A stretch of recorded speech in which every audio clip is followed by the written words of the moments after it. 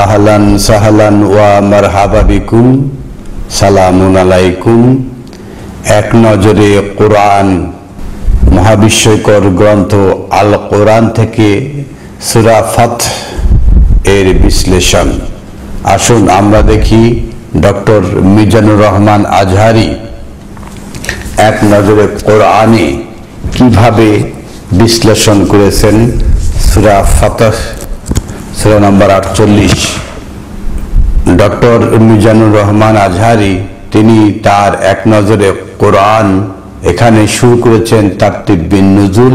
এই বিবেচনায় এটি 111তম সূরা। এর আগের সূরা সূরা জুমুয়া, পরে সূরা মাইদা নাজিল হয়েছে এবং ডান পাশে রয়েছে তারতিব ফিল মুসহাফ। বর্তমান কোরআন মাজিদের বিন্যাস অনুযায়ী এটি 48তম সূরা। এর আগের সূরা মুহাম্মদ, পরের সূরা হুজরাত। আল কোরআনের প্রথম সূরা ফাতিহা, যেটা বলা হয় খোলা, আর শেষ সূরা নাস। এটাকে তিনি উল্টিয়ে দিয়ে অন্যভাবে ব্যাখ্যা করার চেষ্টা করেছেন। আসলে মহাবিস্ময়কর গ্রন্থ আল কোরআনের প্রতিটি সূরার সাথে তার পরের সূরার লিঙ্ক রয়েছে। ডক্টর মিজানুর রহমান আজহারি বলেছেন সূরা ফাতহ এর আগের সূরা জুমুয়া, তার তারতিব অনুসারে, নাজিলের তারতিব অনুসারে, তারতিব বিন নুজুল অনুসারে। সূরা জুমুয়ার শেষ আয়াতে রয়েছে ওয়াইজা রাউ তিজারাতান আউ লাহওয়া আনফাদ্দু ইলাইহা। আর যদি দেখেন ব্যবসা বাণিজ্য অথবা তামাশা, ফাদ্দু ইলাইহা, তারা ছুটে যায় সেই দিকে। তারা কুকা কাইমান, এবং তারা আপনাকে রেখে যায় দাঁড়িয়ে। কুল মা ইনদাল্লাহ খায়রুম মিন লাহওয়া ওয়া মিনাত তিজারা।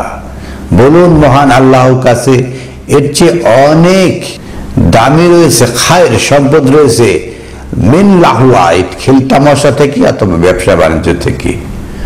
ওয়াল্লাহু খায়রুর রাযিকিন, আর মহান আল্লাহ আহকামুল হাকিমিন, উত্তম রিজিক দাতা।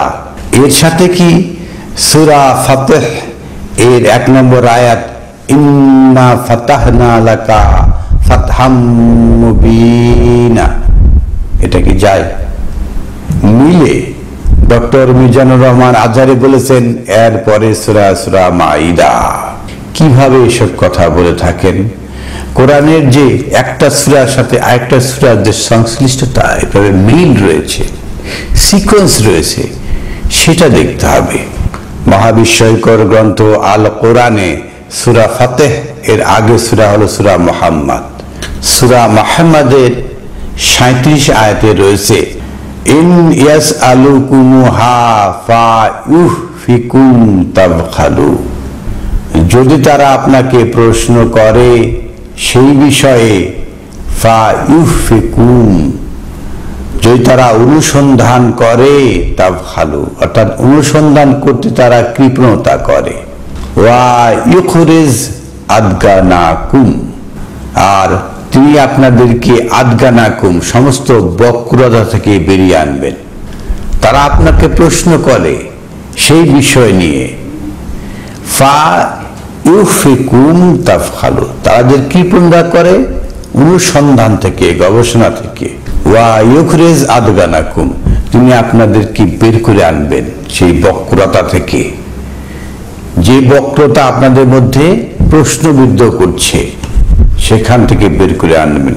পরের আয়াতে রয়েছে হা আনতুম হাওলাই, এই আপনারাই তারা, তাদাউনা লিতুনফিকু ফি সাবিলিল্লাহ, আপনারা চান কোথায় আপনারা ইনফাক করবেন আল্লাহর রাস্তায়।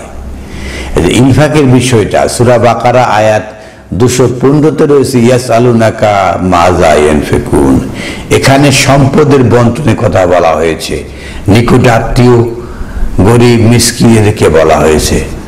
আর সূরা বাকারার 219 আয়াতে শেষে এসে বলা হচ্ছে ইয়াসআলুনাকা মাজা ইয়ানফিকুন কুল আফওয়া, আপনি বলুন ক্ষমা।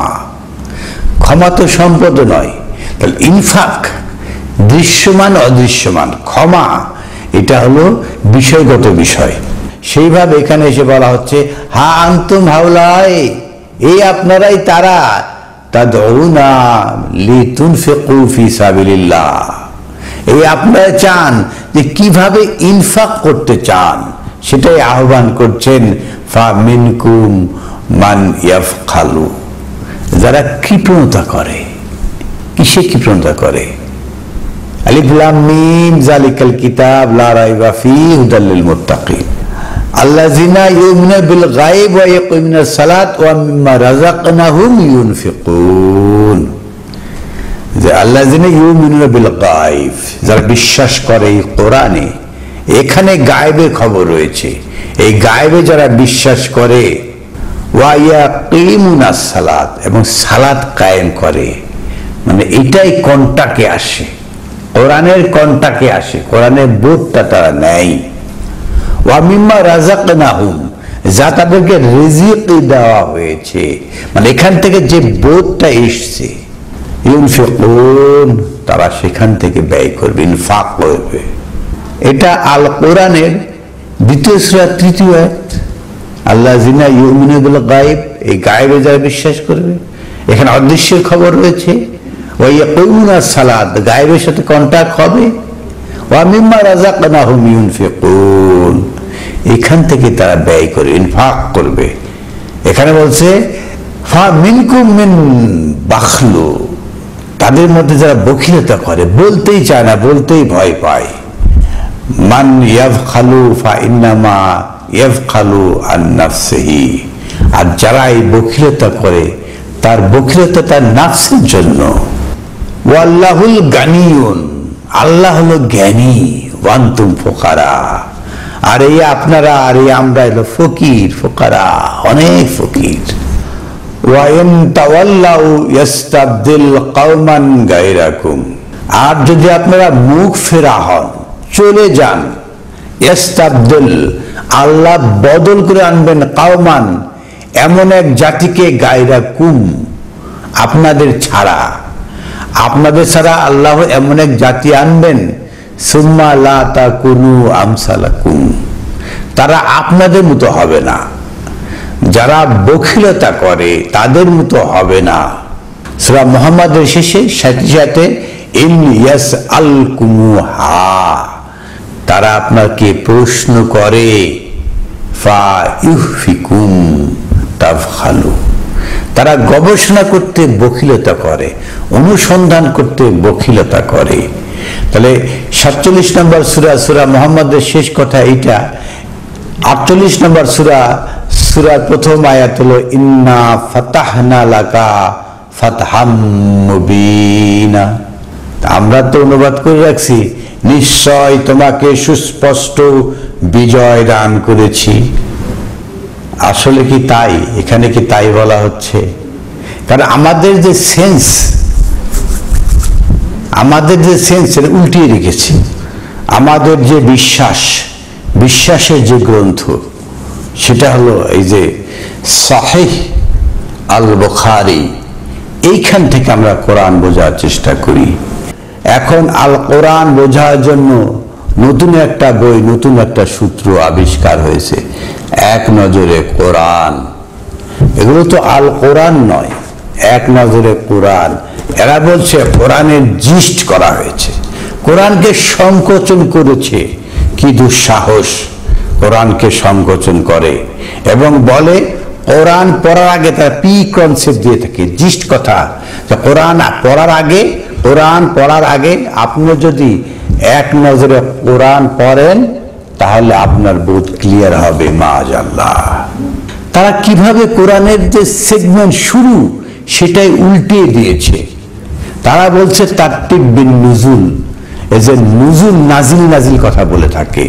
আমাকে বেশ কয়েকজন লোকে প্রশ্ন করেছে, তার মধ্যে রয়েছে মেজর আলমগীর ভাই এবং মোহাম্মদ দেলোয়ার হোসেন ভাই, যে এই যে নুজুলের ব্যাখ্যাটা আপনি করবেন। তারতিব বিন নুজুল দিয়ে কিভাবে মহাবিশ্বকর গ্রন্থ আল কোরআনকে উল্টিয়ে দেওয়া হয়েছে। মহাবিশ্বকর গ্রন্থ আল কোরআনে সূরা মুহাম্মাদের যে ক্রাইটেরিয়া বলা হচ্ছে, সূরা ফাতাহ এর শেষে এসে বলা হচ্ছে মুহাম্মদ রাসূলুল্লাহ ওয়াল্লাযিনা মাহু, তারপরে সিকোয়েন্সটা তার সাহাবাগণের কথা বলা হচ্ছে। সেটা এসে সূরা হুজরাতে ওয়াল্লাযিনা মাহু কিভাবে বলা হচ্ছে, ইয়া আইয়ুহাল্লাযিনা আমানু, ওহে যারা বিশ্বাস আনতে যাচ্ছেন, লা তুকদ্দিমু বাইনা ইয়াদাইল্লাহ ওয়া রাসূলিহি, আপনারা আল্লাহ এবং এই রাসূলের মাঝখানে পা বাড়াবেন না। কিভাবে? মুহাম্মাদের বর্ণনা দিয়ে তারপর তার রাসূলের বর্ণনা দেওয়া হয়েছে। সূরা ফাতির আগে সূরা মুহাম্মদ, তারপর ফাতাহ কিভাবে পরিষ্কার করা হয়েছে, তারপর দেওয়া হয়েছে সূরা হুজরাত। এইভাবে একটা সিকোয়েন্স বর্ণনা করা হয়েছে। এরা এই ধরনের গ্রন্থ এক নজরে কোরআন দিয়ে এগুলোকে উল্টিয়ে দেওয়ার চেষ্টা করছে। তারতিব বিন নুজুল অর্থাৎ শানে নজুল, এখানে যে শানে নজুল কথা বলা হচ্ছে আমরা দেখি এই গ্রন্থে কিভাবে শানে নজুল উল্লেখ করা হয়েছে। মুসলিমরা মদিনায় এসেছে 5 বছর হয়ে গেল। এক রাতে আল্লাহর রাসূল স্বপ্নে দেখলেন তিনি তার সাহাবীদের নিয়ে আল্লাহর ঘর কাবা তাওয়াফ করছেন। মানে আল্লাহর ঘর কাবা এই কথা কোরআনে নেই, এবং তাওয়াফের অর্থটা ঘুরিয়ে ঘুরিয়ে 7 পাক এগুলো নয়। নবীজির স্বপ্ন সাধারণ কোনো স্বপ্ন নয়, প্রকৃতপক্ষে এটিও আল্লাহর আদেশ, প্রকৃতপক্ষে এটিও আল্লাহর আদেশ। আর মহান আল্লাহ আহকামুল হাকিমিন সূরা সাফফাতে বলেছেন, ক্বাদ সাদ্দাকতা রুইয়া, আপনি স্বপ্নকে সত্যায়ন করছেন। তার মানে নিষেধ করা হয়েছে স্বপ্নকে সত্যায়ন করা যাবে না, আল্লাহ ধমকি স্বরে বলেছেন। আর ওনারা বলছেন প্রকৃতপক্ষে এটিও আল্লাহর আদেশ। মহাবিস্ময়কর গ্রন্থ আল্লাহর আদেশ তারা মানতে চায় না, তারা বানায় নবীজির স্বপ্ন হলো আল্লাহর আদেশ। মাআযাল্লাহ। তাই সাহাবীদের নিয়ে তিনি নবীজি মক্কার উদ্দেশ্যে বেরিয়ে পড়লেন।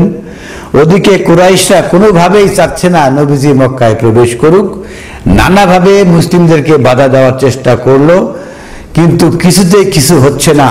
তখন তারা কৌশলে মুসলিমদের সাথে হুদায়বিয়ার ময়দানে সন্ধি চুক্তি করতে চাইল। হুদায়বিয়ার ময়দানে কাফেরদের সাথে মুসলিমদের সন্ধি, এটা কি হতে পারে? সূরা বানী ইসরায়েলের প্রথম দিকে কাফেরদের সাথে মুসলিমদের সন্ধি নিষেধ করা হয়েছে। নবী তাতে রাজি হলেন। মাআযাল্লাহ। চুক্তির শর্তগুলো মুশরিকদের এমনভাবে লিখলো যাতে করে মুসলিমরা বেকায়দায় পড়ে। এমনকি সে বছর মুসলিমরা উমরা পর্যন্ত করতে পারবে না। হজ এর সাথে উমরা করা যায়, শুধু উমরা করা যায় না, ফের আসতে হবে আগামী বছর।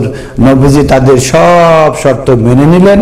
সত্যি বলতে বাহ্যিকভাবে দেখলে মনে হবে এই চুক্তি মুসলিমরা অনেক অধিকার থেকে বঞ্চিত, তাদের পরাজয় হয়েছে।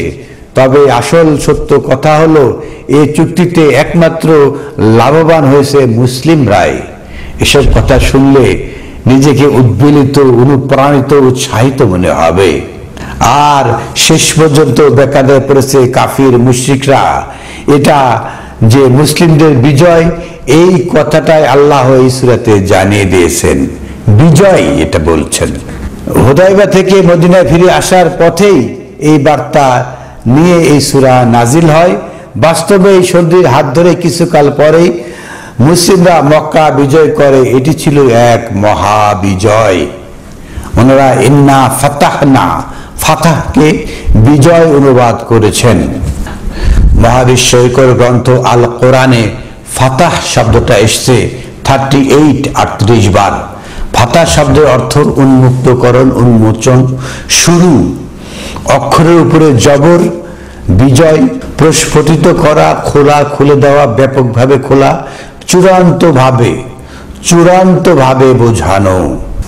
মহাবিস্ময়কর গ্রন্থ আল কোরআনকে শানে নজুল মানে সূরা ফাতাহ। এই সূরাটা মক্কায় রাসূল যখন উমরা করতে যাচ্ছিলেন, প্রতিমধ্যে হুদায়বিয়ার মাঠে হুদায়বিয়ার সন্ধি হয়েছে, তারপর এতে সুসংবাদ রয়েছে, বিজয় রয়েছে, এটা জানিয়ে দেওয়া হয়েছে। এইভাবে সূরা ফাতাহকে লক করে দেওয়া হয়েছে মক্কার ইতিহাসের সাথে।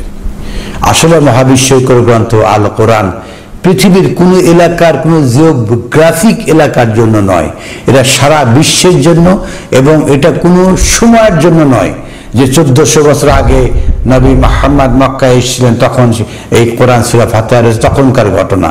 এটা কোনো ইতিহাস গ্রন্থ নয়, এর সর্বকালের সর্বযুগের গ্রন্থ, সবার জন্য গ্রন্থ। এইভাবে শানে নজুল বলে আল কোরআনের কোনো কোনো সূরাকে আটকে দেওয়া একটা প্রক্রিয়া। মহাবিশ্বকর গ্রন্থ আল কোরআনে কোনো শানে নজুল নেই, কোনো শানে নাজিল হয়নি, এটা সার্বজনীনভাবে আল কোরআন নাজিল হয়েছে। শাহরু রমাদান আল্লাযী উনজিলা ফীহিল কোরআন, যেখানেই উত্তপ্ত হয়েছে মাটি সেখানেই কোরআন নাজিল হয়। ইন্না আনজালনাহু ফী লাইলাতিল কদর, যেখানে অন্ধকার সেখানেই মহাপরাক্রমশালী নাজিল করেন এটাকে। তো এটা কোনো স্থান কাল পাত্রের উপরে নির্ভরশীল নয়, কোনো স্থান কাল পাত্র সময় এর উপরে বন্দি করা কোনো সুযোগ নেই।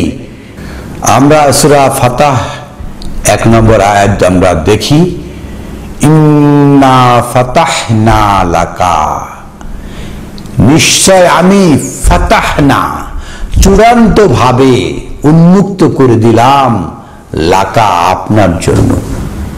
আপনি কে? আপনি মুহাম্মদ রাসূলুল্লাহ। আপনি কে? আপনি কে? আমি। সবার জন্য, যে এই আল কোরআনের পাঠক তার জন্য। ইন্না ফাতাহনা লাকা, আপনার জন্য চূড়ান্ত ভাবে উন্মুক্ত করে দেওয়া হলো।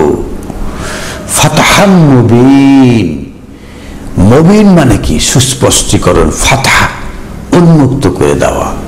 ইন্না ফাতাহনা ফাতহাম মুবিন, যেটা উন্মুক্ত করে দেওয়া হয়। মুবিন স্পষ্টকরণকে উন্মুক্তকরণ করা হয়েছে। এই এক নজরে কোরআন ওনারা বানিয়েছেন। ফাতাহ শব্দের অর্থ বিজয়, উন্মুক্তকরণ। সূরার 1 নম্বর আয়াতে ফাতাহ শব্দটি এসছে। এখানে আল্লাহ তাআলা মুমিনদের বিজয়ের আগাম সুসংবাদ দিয়েছেন। এখান থেকেই এই সূরার নামকরণ হয়েছে ফাতাহ। তাহলে এটা কি কথা? এখানে বিজয় হয়েছে। আল কোরআনে কোথাও যুদ্ধ খেলা নেই। এখানে মেজর থিম, উনি আবার ডক্টর মিজানুর রহমান আজহারি বাংলা ইংলিশ মিলিয়ে কথা বলতে খুব পছন্দ করেন। 1 নম্বর রয়েছে হুদায়বিয়ার সন্ধি, মানে মেজর থিম হলো হুদায়বিয়ার সন্ধি। 2 নম্বর হলো আনুগত্যের অঙ্গীকার। 3 নম্বর হলো সেরা সঙ্গীদের গুণাগুণ। মহান আল্লাহ আহকামুল হাকিমিন, একদম চূড়ান্ত বিষয়গুলোকে উন্মুক্ত করে দিচ্ছেন। ফাতহাম মুবিনা, একদম সুস্পষ্ট করে দিচ্ছেন, উন্মুক্ত করে দিচ্ছেন। লাকা আপনার জন্য, এটা সবার জন্য নয়। যে মহাবিশ্বকর গ্রন্থ আল কোরআনের পাঠক হবে তার জন্য উন্মুক্ত করা হচ্ছে।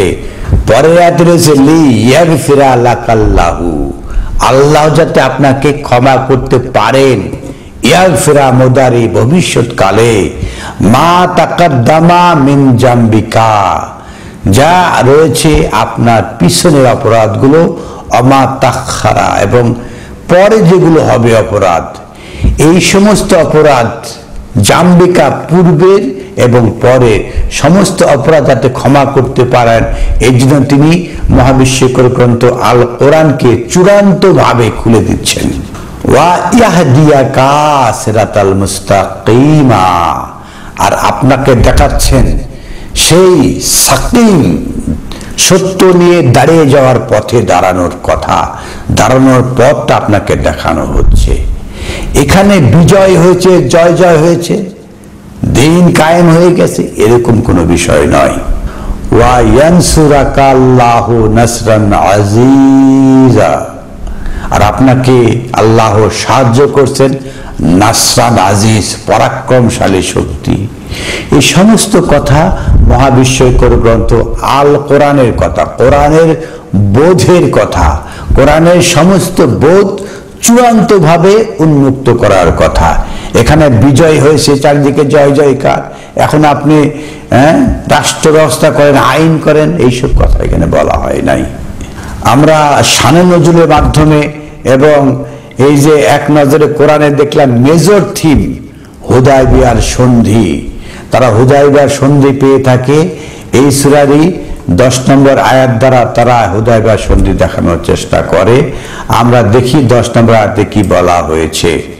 ইন্নাল্লাযীনা ইউবাইউনাকা ইন্নামা ইউবাইউনাল্লাহ, তারা অনুবাদ করেছে আর যারা তোমার কাছে বায়াত গ্রহণ করে তারা আল্লাহর কাছে বায়াত গ্রহণ করে। মানে বাই, বা ইয়া আইন, বাই, এটার অনুবাদ করেছে বায়াত।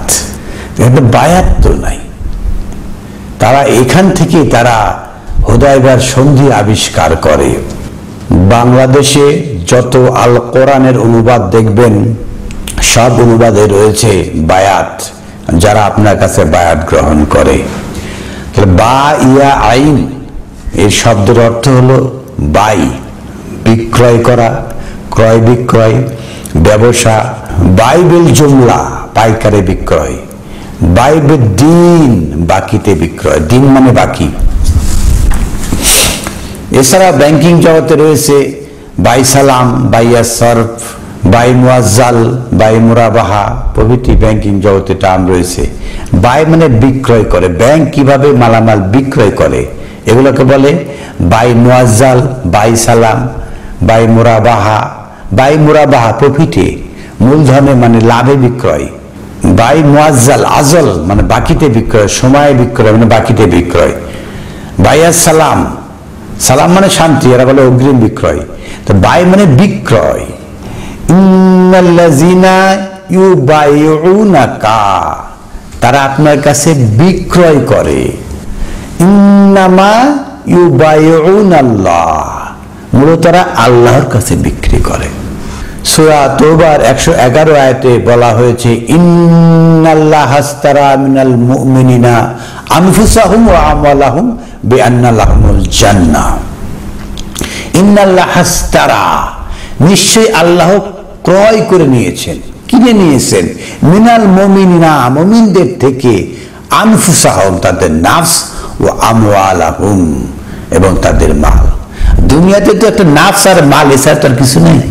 মহান আল্লাহ আহকামুল হাকিমিন মুমিনদের থেকে কিনে নিয়েছেন তাদের নাফস এবং তাদের মাল, বিনিময় বিআন্না লাহুমুল জান্নাহ, জান্নাতের বিনিময় কিনে নিয়েছেন। এখানে হলো ইস্তারা বলা হয়েছে, কিনে নেওয়া। আর সূরা ফাতাহ এর 10 নম্বর আয়াতে বলা হচ্ছে ইন্নাল্লাযীনা ইউবাইউনাকা, যারা আপনার কাছে বেচে দেয়। আল্লাহ কিনে নেন আর মুমিনরা বেচে দেয়, এই কেনা বেচা। ইন্নামা ইউবাইউনাল্লাহ, নিশ্চয় আল্লাহর কাছে বেচে দেন। এটা বিক্রি কথা বলা হচ্ছে না। বায়াত মানে হাত ধরেছে, হাত ধরে বায়াত হয়েছে, এগুলো খাতিরের কথা নয়। এগুলো বানাইছে কারা? বাংলাদেশে সহ প্রায় সারা দুনিয়ায় সকল অনুবাদে বায়াত অনুবাদ করা হয়েছে। এরা বায়াত তো এখানে নেই।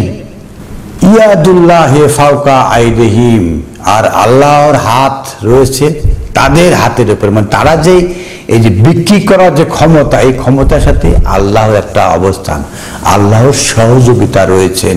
ফামান নাকাসা ফাইন্নামা ইউনকুসু আলা নাফসিহি, আর এর যারা এই বিক্রি করাকে আল্লাহর কাছে নাফস এবং মাল বিক্রি করার পরে আর কিছু থাকে না, কিন্তু যারা এখান থেকে ফিরে আসে তাহলে তারা নাফসের সেই ক্ষতিটা করলো। এই যে তারা হুদায়বিয়ার সন্ধি আবিষ্কার করেছে, সে হুদায়বিয়ার সন্ধি হয়েছে হুদায়বিয়ার ময়দানে একটা গাছের নিচে। আসলে মহাবিশ্বের গ্রন্থে এই ধরনের কথা কি বলে, সেটাই সূরা ফাতাহ 18 নম্বর আয়াতে বলা হয়েছে লাকাদ রাদিয়াল্লাহু আনিল মুমিনিন, আর অবশ্যই মহান আল্লাহ আহকামুল হাকিমিন মুমিনদের উপরে সন্তুষ্টি হয়েছেন। রাদিয়াল্লাহু, রাদি হয়েছেন কখন? ইজ ইউবাইউনাকা, যখন তারা আপনার কাছে বিক্রি করে দিয়েছে, নিজেকে বিক্রি করে দিয়েছে আপনার কাছে। তাহাতা সাজারাতেন, তাহাতা মানে নিচে, সাজারাতেন গাছের নিচে। হুদায়বিয়ার ময়দানে একটা গাছ আছে, সেই গাছের নিচে তারা এই কাজ করেছে। বিষয়টা এরকম নয়। তাহাতা সাজারাতেন, সাজারা বিরোধ, এই তাহাতা সাজারা ব্যাখ্যা করা হয়েছে ফা আলেমা, আল্লাহ জানেন, মাফি কুলুবিহিম, তাদের অন্তরে কি রয়েছে, কি বিরোধ রয়েছে, কি মতবিরোধ রয়েছে তাদের অন্তরে, সেটা আল্লাহ জানেন। ফা আনজালা সাকিনাতা আলাইহিম, তখন মহান আল্লাহ নাজিল করেছেন একটা প্রশান্তি। অন্তরের ভিতরে যে অশান্তি রয়েছে তার জন্য আল্লাহ একটা প্রশান্তি নাজিল করেছেন। সেটা হলো তাহাতা সাজারাতা, অন্তরে রয়েছে মতবিরোধ, উঠলে উঠে গপ গপ করে যুদ্ধ করে, এই যে বিরোধগুলো রয়েছে এগুলো আল্লাহ আলেমা, আল্লাহ জেনে নিয়েছেন, ফি কুলুবিহিম, তাদের অন্তরে, ফা আনজালা সাকিনাতা আলাইহিম, তাদের উপরে আল্লাহ প্রশান্তি নাজিল করেন। ওয়া আসাবাহুম ফাতহান করিবা, ওয়া আসাবাহুম, তাদের সওয়াব দেন, সিয়াবা করেন, ফাতহান করিবা, নিকটতম পরিষ্কার করার জন্য, উন্মুক্ত করে দেওয়ার জন্য। মহাবিশ্বকর গ্রন্থ আল কোরআনকে উন্মুক্ত করে দেন নিকটে, তাদের নিকটে এসে যায় আল কোরআনের উন্মুক্ত করা। এখানে ওই যুদ্ধ অসিরে বিজয় এসে যাবে এগুলো নয়।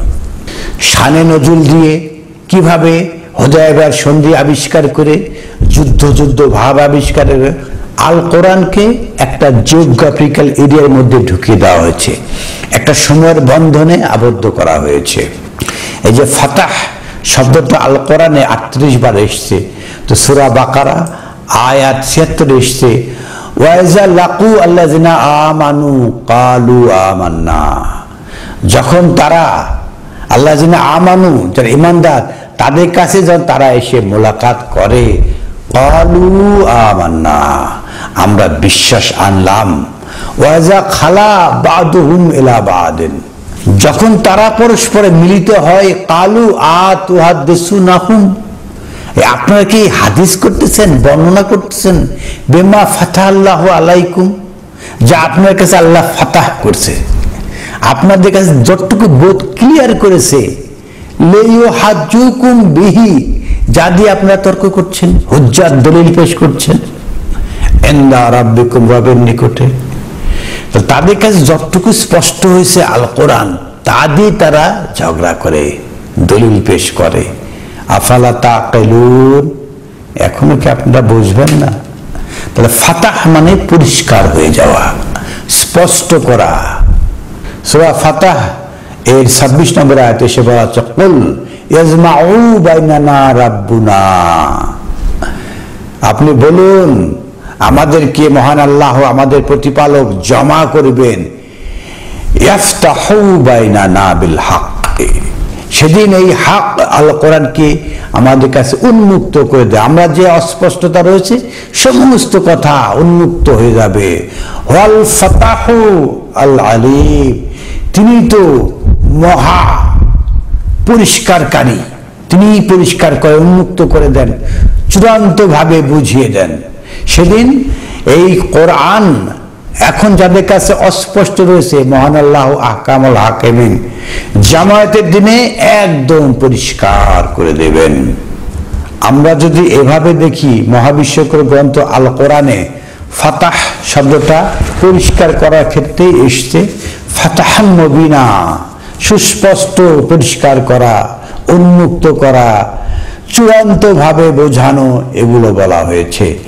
এই সমস্ত গ্রন্থ রয়েছে এক নজরে কোরআন।